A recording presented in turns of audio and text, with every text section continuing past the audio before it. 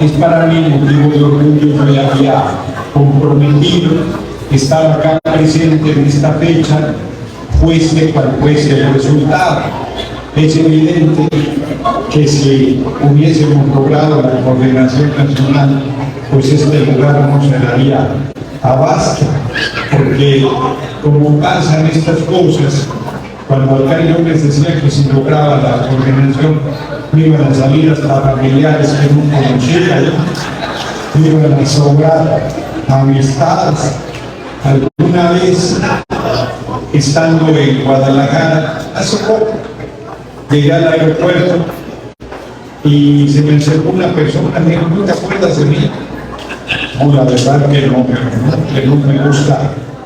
Luego estás diciendo que sí, no tienes ni idea con quién estés hablando. Luego la siguiente pregunta: ¿de dónde? Entonces, no me acuerdo, la verdad. Estuvimos, me dice, estudiamos juntos. Ah, mira, pues qué raro que no me acuerdo. Estudiamos juntos en la UDG, en la Universidad de Guadalajara. No, le digo, yo estudié en la Autónoma Metropolitana. No, me digo, estudiamos juntos Derecho en la UDG. No, me digo, oye, cabrón, ahora resulta que tú vas a saber mejor que yo que estudié. No, yo no estudié en la UDG. No, sí, ahí estudiamos juntos, que no sé qué. Tú tendrás tus razones para negarlo, pero ahí fuimos compañeros. No, yo no estudié en la UDG. Pasó. Y luego en la videocharla, que ahorita voy a hacer, acabando esta intervención, voy a hacer la videocharla, voy a triunfar en uno solo de los 365 días del año, me manda un mensaje: soy fulano que viene del aeropuerto, no sé por qué te empeñas en negar que estudiaste Derecho en la UDG. No, dije yo. Entonces, imagínense, hubiera logrado la coordinación nacional y me hubiera salido hasta para el tele. Yo hice todo el esfuerzo para lograr este objetivo. Hay gente que se sorprende de que hayamos tenido un tercer lugar, porque lo hice sin dinero, lo hice sin publicidad, no tenemos ni un solo espectacular, no gastamos en un solo volante, en una sola pinta, no hicimos absolutamente nada. ¿Por qué pensaba yo que podía ganar? ¿Y por qué obtuvimos el tercer lugar que a muchos sorprende? Pues porque el pueblo me apoyó, porque la gente me respaldó, porque se abrió una expectativa de que pudiéramos impulsar una profundización de la cuarta transformación. Hice una sola visita a migrantes fuera del país, a Nueva York. A esta visita que a Texas estaba pensada antes, pero yo pedí que pudiéramos venir después del proceso. Y lo hice así porque cuando fuimos a Nueva York, hombre, que estuvieron dando guerra, había una invitación a Las Vegas. También dije: no, me voy a Las Vegas y van a decir que voy de paseo. Porque además la gente piensa que si tiene uno a estos lugares, anda uno de paseo, y en realidad está uno en reuniones con compañeros y compañeras. Yo les agradezco mucho que se hayan dado cita el día de hoy aquí, porque para nosotros hoy es una fecha muy importante, el 15 de septiembre. Es el día de nuestra independencia, es el día que celebramos que tenemos patria, que tenemos una nación independiente y soberana. Yo, como lo he dicho insistentemente, crecí con mi abuela materna, María de la Luz Velázquez Villalobos, y había 3 fechas en que tú no podías faltar a casa. Reuniones familiares obligadas que mi abuela encabezaba. Evidentemente, Nochebuena, para celebrar la Navidad. Evidentemente, Año Nuevo, son reuniones familiares por excelencia, pero en mi casa la noche del 15 de septiembre era una reunión familiar, era una reunión obligada. De hecho, en la televisión veíamos el grito que daba el presidente de la República entonces. Y aunque fuera bien culebra, para nosotros era muy importante que se diera el grito y que celebraran la independencia de nuestro país.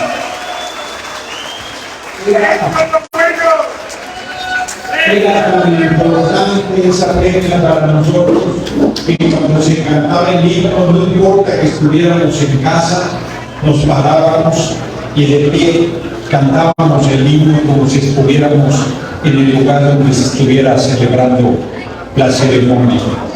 Comento esto porque, como lo dijo nuestra compañera Carmen cuando intervino, pues ustedes llevan a la patria en el corazón, porque así como cuando, bueno, Hidalgo, hace cuántos años que murió, un año después de que empezó la lucha de independencia, y para nosotros sigue tan vivo como siempre porque vive en nuestro corazón, o Morelos, o Guerrero, o el Luis Bocanegra, o José Ortiz de Domínguez, porque son seres humanos que decidieron empezar lo que parecía una aventura, porque cuando uno piensa en los héroes, piensa como si fueran otra cosa, que eran seres humanos, como nosotros, de carne y hueso, personas que sentían, que amaban, que disfrutaban de la vida, que tenían seres queridos y que a pesar de todas esas razones, se digo a pesar, porque una vez que tú empiezas una lucha de transformación, pones en riesgo todo, incluido lo más valioso que tienes, que es la vida. Yo no sé si ustedes sabían que Hidalgo empezó la lucha de independencia. ¿Saben con cuántas personas? ¿Alguien sabe con cuántas? 35. 35. Un puñadito de los que aquí estamos estuvieron en el grito de Dolores. Y a los pocos días ya lo acompañaban 70,000 seres humanos. La mayoría indígenas, la mayoría pobres, pueblo, que había estado esclavizado, que no llevaba ninguna arma, que iba con las manos desnudas, en el mejor de los casos con su herramienta de trabajo del campo para realizar la lucha de independencia. Hay muchísimas historias de cómo el pueblo a pecho descubierto enfrentaba los cañones, enfrentaba las balas y luchaba entregando la vida por la transformación de la patria, por la liberación en ese momento. Hidalgo discutía mucho con Allende, porque Allende, además de ser criollo, esto es hijo de español y española nacida en lo que hoy es México, decía que eso no servía para luchar, que eso era la chusma, que eso era un desorden, que no había manera de enfrentar una batalla con esa multitud desorganizada, desarmada, que no hacía caso a las instrucciones militares que se daban. Hidalgo le decía, si es el pueblo, es la gente la que decidió, sin ellos no podríamos lograr las victorias que estamos llevando a cabo, porque fue al inicio una lucha que arrasaba por todos los lugares por donde pasaba, que tomaba todas las poblaciones que iba liberando. El Hidalgo, además, con mucha sabiduría, le decía a Allende, nosotros no vamos a ver el triunfo. A quienes encabezan tareas como la que estamos realizando, no nos está dando ver su consumación. Hidalgo tenía muchísima claridad de que él había iniciado, pero que no vería terminada la consolidación de la patria, que en realidad se estaba construyendo. Hay que recordar que apenas un año después Hidalgo estaba siendo fusilado en Chihuahua, acusado de traición a la patria. Si ustedes revisan el decreto de excomunión, porque fue excomulgado, la Iglesia niega a más de 200 años de que haya excomulgado a Hidalgo, lo excomulgó, lo acusó de traidor a la patria, lo maldijo en todas las partes de su cuerpo, incluidas las partes nobles y sentimentales. Es un decreto verdaderamente terrible, búsquenlo, está en internet. Es una cosa muy fuerte. Después dijeron que Abad y Keiko, que emitió la excomunión, no era obispo todavía, que no tenía facultades, que no sé cuántas cosas, pero el hecho es que fue excomulgado. Hay un libro que le recomiendo mucho, ya ven que yo le recomiendo lecturas, que se llama El héroe de Castillo de Don, y ahí te plantea muy claramente el drama de Hidalgo al final de su vida, que era un creyente, que era un hombre de fe, era sacerdote y que al final estaba dispuesto valientemente a morir, pero quería reconciliarse con su credo y con su Dios, y por lo tanto abjura, esto es, repudia en la parte del juicio como eclesiástico, repudia la lucha, pero en la parte del juicio a la lucha de insurgencia la reivindica. Pareciera una contradicción, pero él quería morir en paz para encontrarse con su Dios, con la creencia que él tenía. ¿Por qué les comento esto? Porque ustedes que están acá, que representan a la patria en este lado de la frontera, paradoja de paradojas, aparente contradicción, que la representan en un lugar que fue México, que fue parte de nuestra patria, que nos fue arrebatado tramposamente por Estados Unidos a través de propios anglosajones, y que impulsaron una lucha de supuesta independencia que en realidad lo que encubría era el camino para que Texas acabara convirtiéndose, como fue, en parte de Estados Unidos, y que 10 años después de la consumación de esa independencia, en 1836, volvieran a utilizar a Texas como escudo para generar una guerra ilegal, inmoral, injustificada contra nuestro país, para arrebatarnos el 60% del territorio. Texas, Nuevo México, el tema que está aquí, y un servidor fuimos a la Torre Trump a protestar cuando Trump estaba a días de tomar protesta como presidente de Estados Unidos, era presidente electo. Le llamaban la Casa Blanca del Norte a la Torre Trump en Nueva York, que ahí fuimos, y yo saqué un mapa de México en 1830 y dije, si hacemos el muro, pero lo hacemos con el mapa de México en 1830. Nuevo México, Arizona, California, Texas, parte de Utah, parte de Colorado, y entonces sí que pagamos el muro, y entonces sí que hacemos las cosas como ustedes lo están planteando, porque vuelvo al presente. Es una hipocresía enorme del gobierno de Estados Unidos que persiga a los migrantes cuando este es un país de migrantes. Es una hipocresía enorme que el gobierno de Estados Unidos le desconozca sus derechos a trabajadoras y trabajadores que, como aquí se ha dicho, con su esfuerzo y con su trabajo aportan a la riqueza de este país. Ninguno de ustedes, cuando va a comprar ropa, cuando va a comprar comida, cuando va a pagar algún servicio, le dicen, tú eres indocumentado, entonces no pagues impuestos. Entonces, nada más páganos el valor. Aquí todo el mundo paga sus impuestos. Aquí todo el mundo contribuye como cualquier ciudadano o ciudadana estadounidense, a las finanzas públicas de este país. Si ustedes hicieran cuentas, ustedes saben cuánto mandan todos los migrantes, todas las migrantes a México, porque hay una contabilidad, pero no tienen ni idea de cuánto le aportan en impuestos al gobierno de Estados Unidos.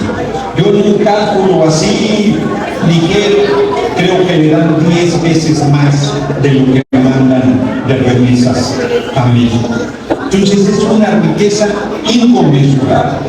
Pero además, ustedes aquí viven, aquí se reproducen, siempre pensando en regresar a México, pero no pocas veces aquí mueren. Aquí llegan a la edad adulta mayor y no reciben absolutamente nada del gobierno de Estados Unidos, a pesar de que han aportado permanentemente. Entonces, la hipocresía del gobierno de Estados Unidos está en todo esto, que no es otra cosa que dinero, que no les reconoce los derechos para pagar menos, para traer los sometidos, para que no se organice, para que no reclamen, para que estén atemorizados.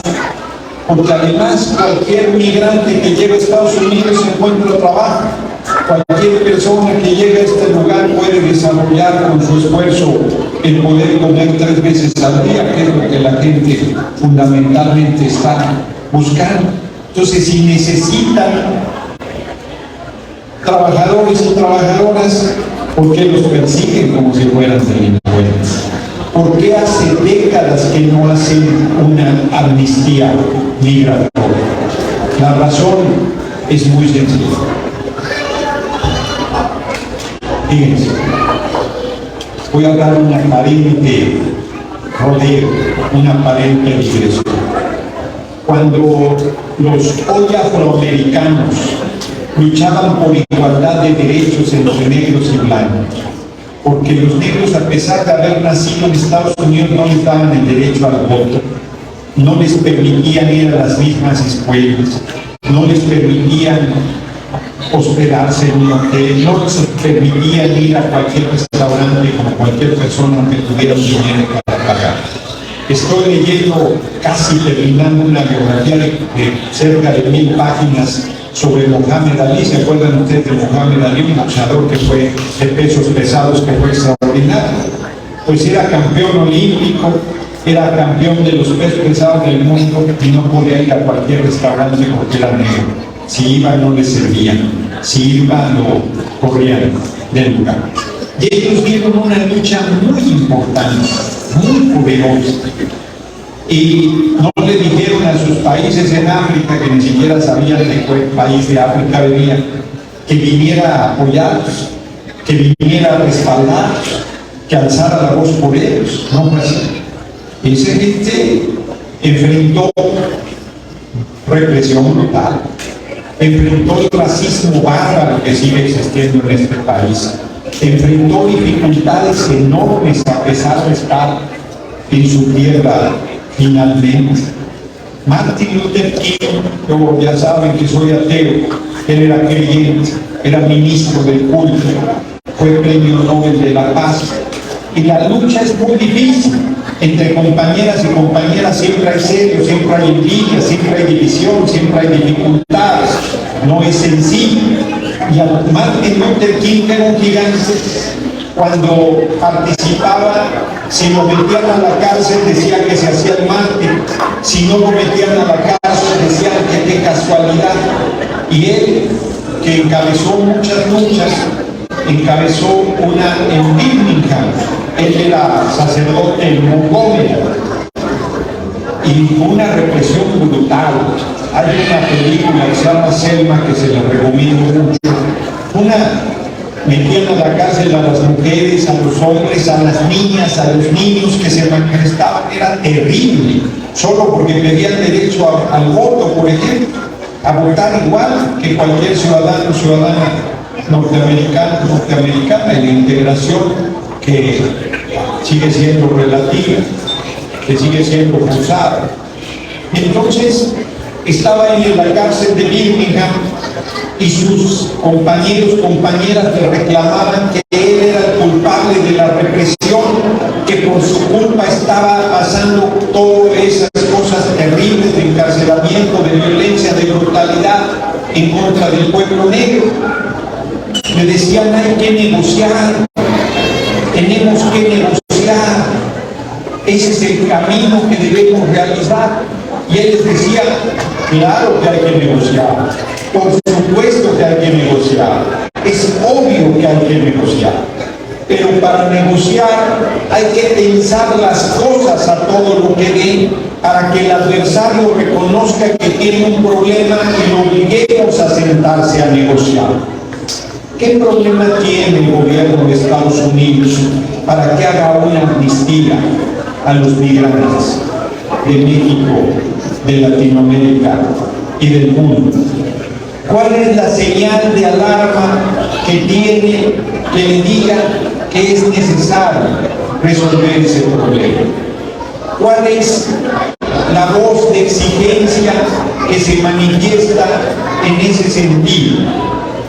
Si me explico lo que estoy planteando, que mientras no se haga una lucha desde Estados Unidos por el pueblo nuestro, exigiendo respeto a su dignidad y a sus derechos, ya no digo simplemente como seres humanos, mientras eso no se dé, nada va a cambiar. Ustedes hace unos años, o muchos de ustedes dieron una lucha, yo no lo sabía porque estuve en el Capitolio, me enseñaron fotografías, el Capitolio lleno de personas exigiendo echar atrás una rabiosa ley racista que quería detenerlos solo por su físico, solo porque parecieran mexicanas o mexicanos, o latinas y latinos. Por ese simple hecho podrían detenerlos, por ese simple hecho podrían deportarlos. Y se llenó el Capitolio. Y esa lucha entiendo que todavía no ha terminado, que sigue ahí y ya están comentando que ahora hay otra nueva legislación que pretende efectivamente, si no tienen una identificación, sancionarlos. Se tiene que detener ese manejo perverso que además se acentúa en cada proceso electoral. Cada que hay elección del presidente de Estados Unidos, el racismo se suelta con más fuerza. Se utiliza al pueblo de México y a los migrantes como si fueran los responsables de las dificultades económicas y de las dificultades sociales que este país vive y que no tienen que ver nada con la migración.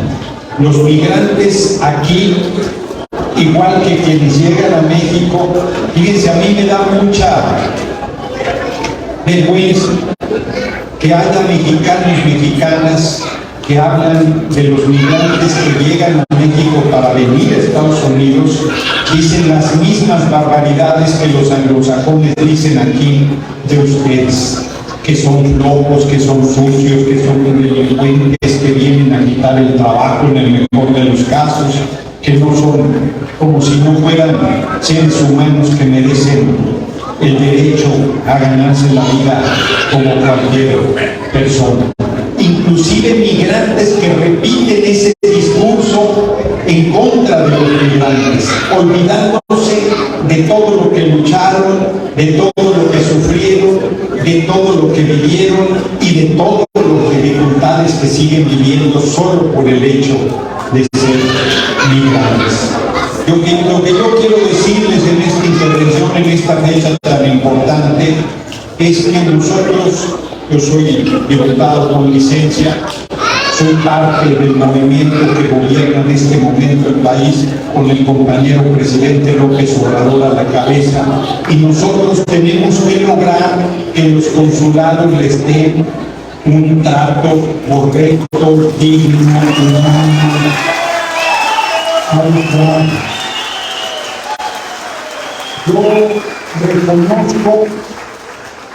reconozco que no se logró, que no se ve que se vaya a lograr, en este periodo el compromiso del compañero presidente López Obrador de que los consulados y las embajadas fueran defensoría de los derechos humanos de los migrantes fuera de la patria. Y nosotros debemos lograr no solo que sean bien atendidos, sino que ahí sea un espacio de solidaridad y de respaldo a los migrantes y a las migrantes de nuestra patria más allá de las fronteras. Eso lo tenemos que lograr. Pero la manera de lograrlo también pasa porque ustedes alcen la voz. También pasa porque ustedes presenten las quejas. También pasa porque ustedes hagan las denuncias correspondientes. Porque si uno dice en Austin el cónsul o la cónsul, no sé qué sea, no están tratando bien a las personas, y uno les dice, oigan, allá hay problemas. No, mira, no hay ninguna queja. Aquí los tratamos a toda madre y hasta nos hacen fiesta cada que nos ven, nos traen regalitos, son a toda madre. No, están contentísimos que les anden cobrando por una cita. Están contentísimos que los tengan meses esperando. Les encanta ejercer la paciencia. Entonces, necesitamos que ustedes no se queden en terapia, que no digan solamente que no hacen nada, que son culebras, que no sé qué, no, tienen que presentar las quejas y háganmelas llegar. Todo el mundo tiene mi número, aquí lo voy a volver a dar. Ahorita traigo como 200 llamadas que no han sin exagerar, pero hay que estar haciendo eso. Y quiero decirles que ustedes tienen que levantar la voz aquí, para ejercer sus derechos aquí, para ser reconocidos como ciudadanos aquí, para que hagan política también aquí y no solamente en México. Algunos de ustedes pueden pensar, me lo preguntan, que quieren, ¿sabes? Son un puñado de diputados los que hay migrantes que están allá en México, son 5 o 6, son realmente una cantidad pequeña, pero por muy grande que fuera la cantidad, eso no va a cambiar sus condiciones acá. ¿Qué pasaría si logramos que haya diputados de origen mexicano en el Capitolio en Washington? Si logramos que haya senadores, si logramos que haya gobernadores y gobernadoras que no olviden su origen, que no olviden a su pueblo, que sepan que la política es para servir y no para servirse, que es para ayudar a la gente y no para robar a la gente, que es para representar con seriedad y con compromiso. Entonces, hay mucha tarea por hacer. Yo quiero cerrar, ya me alargué un poco. Aquí se acercó un compañero, Erasmo Ortega, que espero todavía ande por acá. ¿Dónde anda? Acá está. Erasmo Ortega. Erasmo Ortega es el representante, fue el representante de Claudia Sheinbaum aquí en el proceso interno.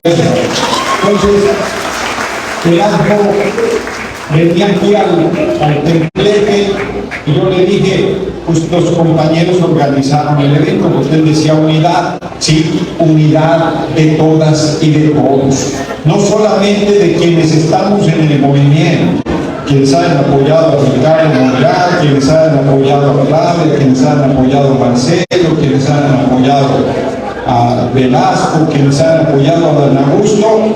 Eso ya pasó. Ahorita todos unidos para lograr que volvamos a obtener la presidencia de la República en el 2024. Tenemos que apoyar con todo a nuestra compañera Claudia Sheinbaum, no porque haya dicho que yo sea vocero, o sea, ni siquiera en lo político no ha resuelto que sí. Yo en el Consejo de Morena les dije, porque en la cena que nos invitó el compañero presidente, nos dijo que cuando se formó Morena, le pedía a todo el mundo que repartiera en el periódico Regeneración casa por casa. y que había dirigentes que decían, no me hagas hacer esa tarea, yo estoy para más. Y entonces yo les dije ahí en el Consejo de Morena, si quieren que reparta periódicos casa por casa, voy. Si quieren que toque corazón por corazón, voy.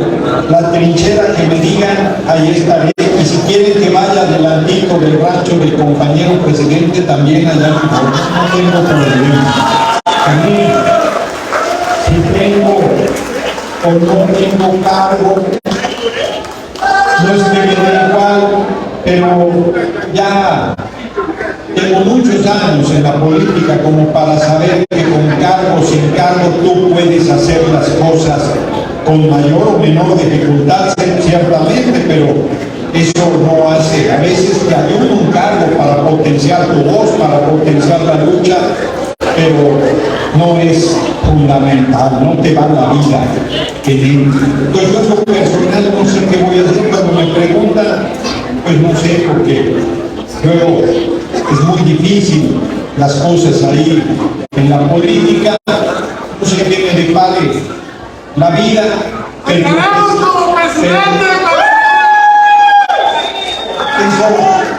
me dice bien. Ya me alargué mucho, pero me decía en Campeche una vez, llegué a comer a un restaurante allá a la orilla del mar que me llevaron, y un hombre muy cálido conmigo, tú vas a ser presidente, vas a ganar, que la chingada, que no sé qué. Y luego ya se fue, y era músico. Y luego llegó y me dijo, no llegaron mis compañeros del grupo, yo quería cantarte una canción, pero bueno, te vuelvo a insistir, tú vas a ser presidente, pero no ahorita, me dijo, no te van a dejar pasar, cara. Tú vas a ser hasta 2030, yo dije,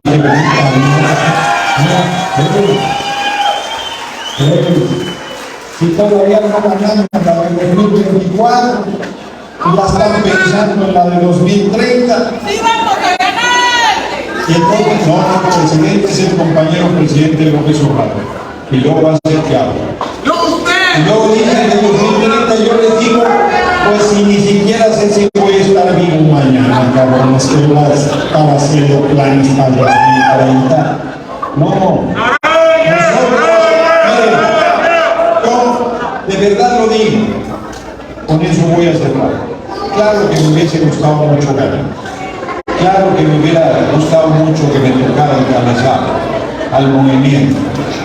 Pero ha habido, tanto en la historia de nuestro país como en la historia de la humanidad, muchísimos seres humanos que no fueron presidentes, pero que aportaron muchísimo a su pueblo.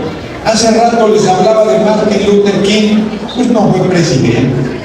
Yo podría decirles que mi comandante, que mucho admiro, no fue presidente.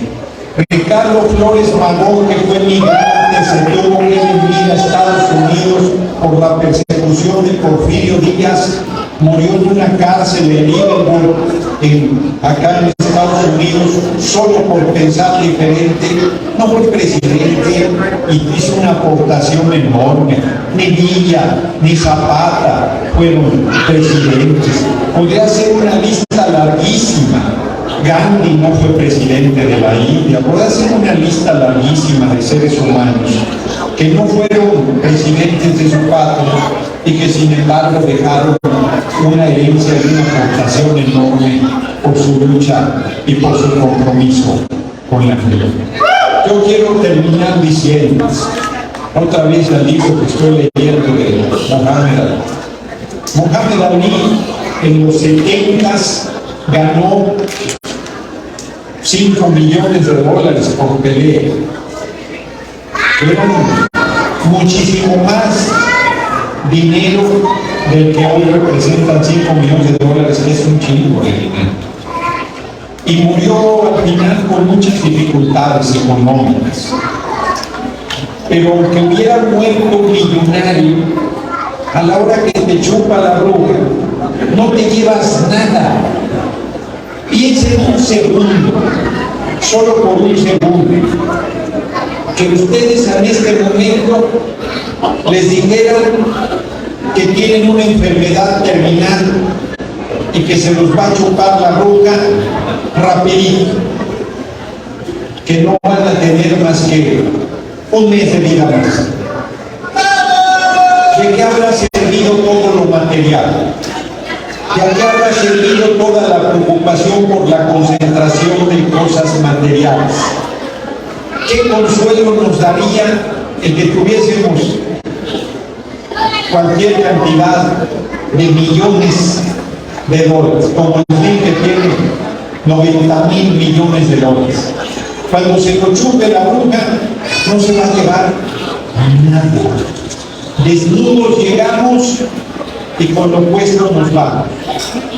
Entonces, nosotros criticamos a este país su materialismo, su clasismo, de que piensa que solo vale la gente por su dinero, pero nos metemos en la misma lógica. Y lo único que debe diferenciar a una persona de otra es lo que lleva en la cabeza y lo que lleva en el corazón. Lo que lleva en el corazón y lo que lleva en la cabeza. Eso no quiere decir que no tengamos que tener resueltas las necesidades materiales.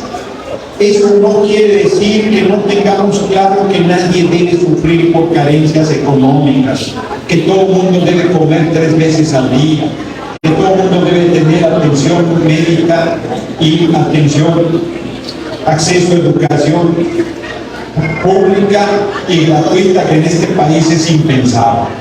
Pero en el nuestro estamos construyendo eso. Y yo de verdad sueño. Para los migrantes es muy difícil, porque acaban siendo ni de aquí ni de allá. Pero yo creo que nosotros debemos construir las condiciones para que quienes quieran regresar a la patria lo puedan hacer y sepan que allá podrán vivir tranquilos y podrán comer 3 veces al día, tener un techo y tener resueltas las necesidades materiales. Que si quieren, podrían regresar. Eso lo tenemos que hacer realidad, compañera y compañeros. Tenemos mucho por hacer, tenemos mucho por luchar, tenemos mucho por trabajar. Cierro, y además ustedes lo saben mejor que nadie. Ustedes trabajan, si en México se trabaja 8 o 10 horas al día, acá a veces se trabaja doble turno, de lunes a domingo.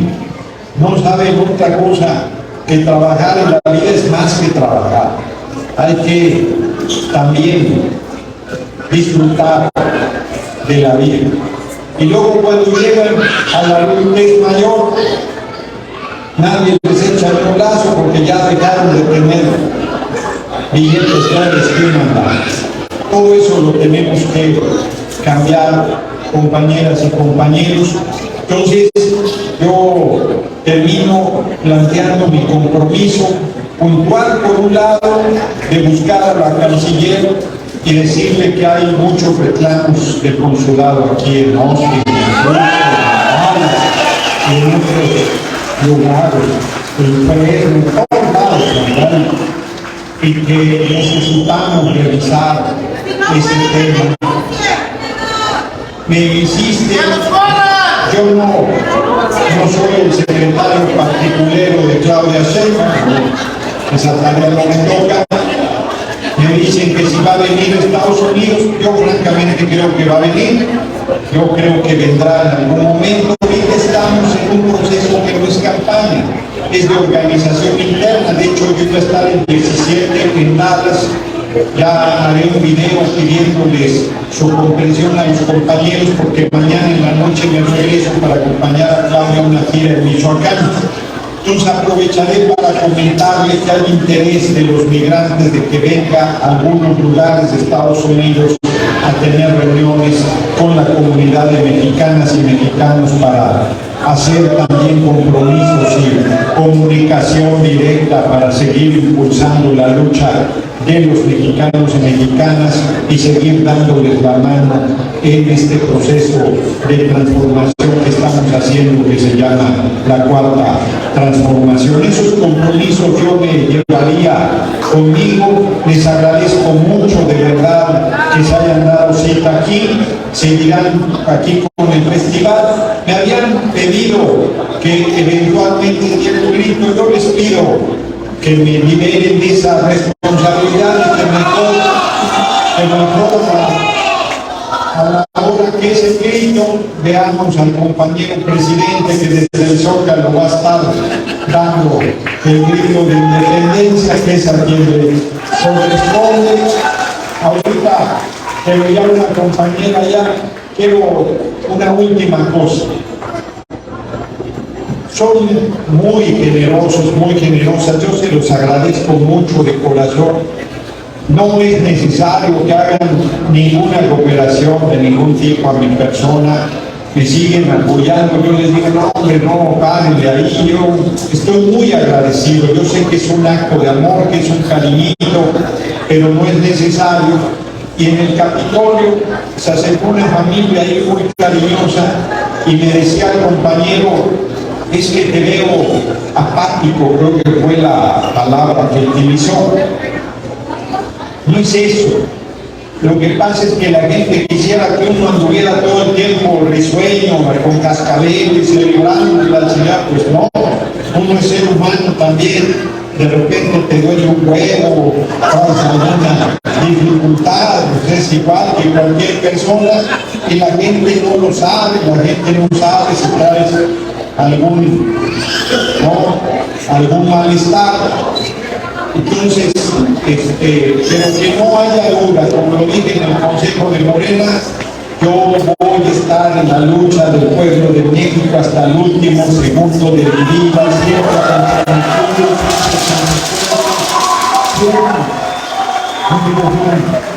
el proceso de transformación. Quiero agradecer la entrega del bastón de mando y quiero, finalmente ya se cantó el himno nacional, pero quiero pedirles que lo repitamos a la de tres. 1, 2, 3. Mexicanos,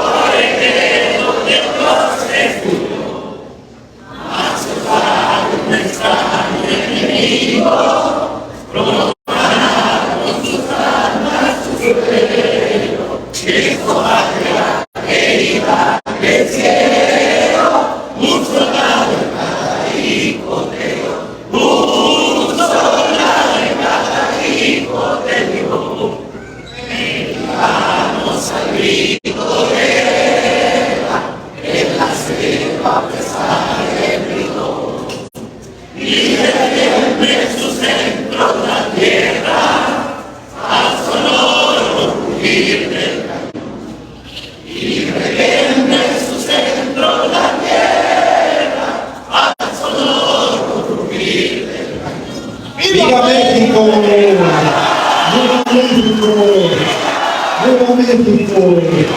Muchas gracias, compañeros y compañeras.